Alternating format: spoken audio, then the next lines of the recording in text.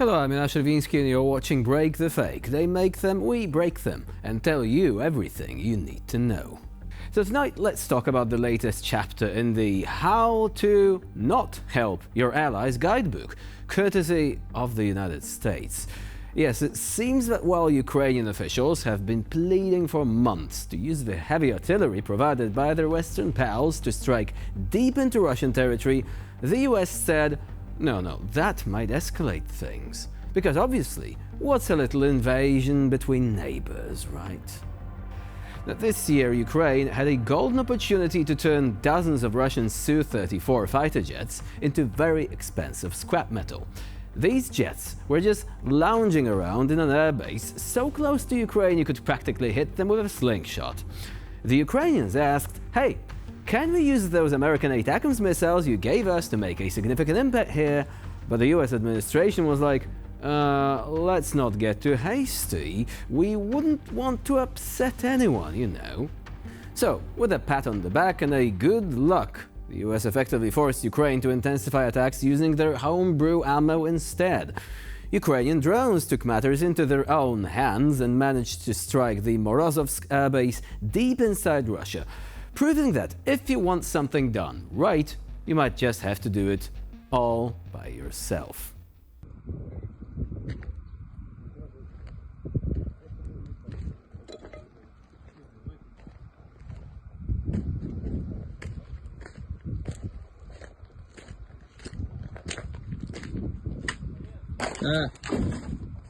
Ща, подожди.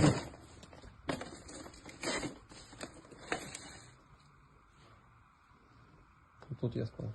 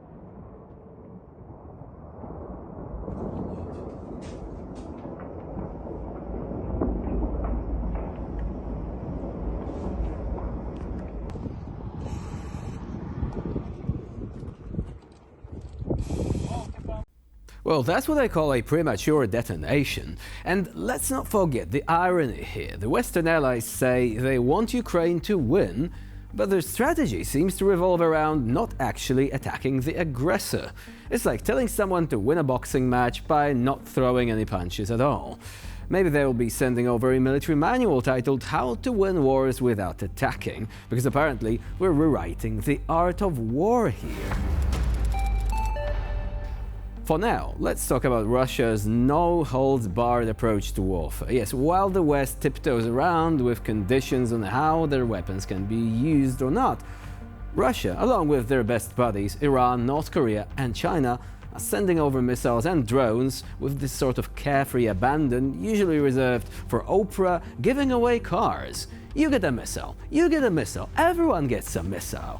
And it doesn't stop there either. Russian propagandist Mikhail Zvinchuk has openly admitted that they specifically target Ukrainian first responders. Yes, those brave souls rushing in to extinguish fires and aid civilians are not just caught in the crossfire, they are the target. Because nothing screams strategic military objectives, quite like hitting the very people trying to clean up your mess. Вначале по объекту было 3 прилета, а после того, как на место приехали пожарные, прилетела 4-я герань, попав в сам резервуар.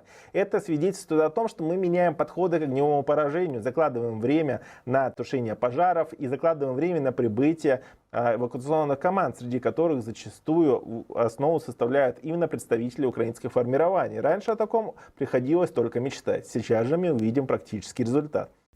It is almost as if Russia's military strategy has been pulled from the darkest timeline of a twisted war game, where the aim is not just to disable but also to demoralize.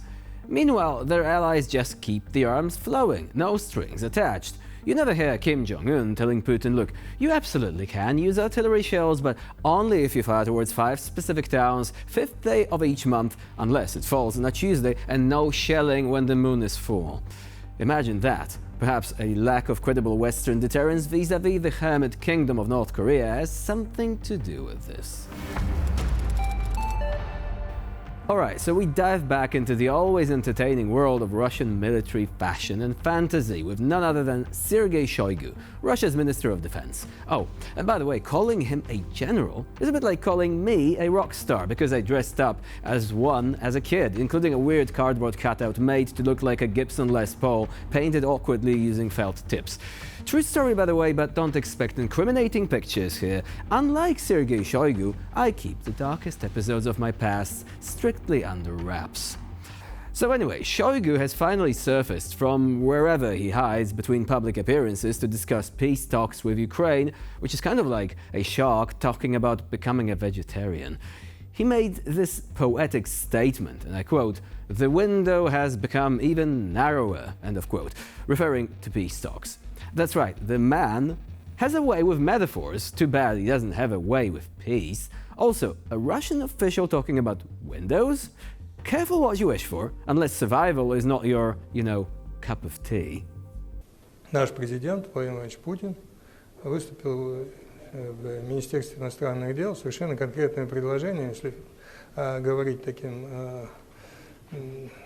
сухим языком, лаконичным, то это вывод войск Украины с территории Харьковской, Запорожской, Луганской, Донецкой областей и не вступление в НАТО, тогда мы прекращаем все боевые действия и садимся за стол переговоров по обсуждению всех остальных пунктов.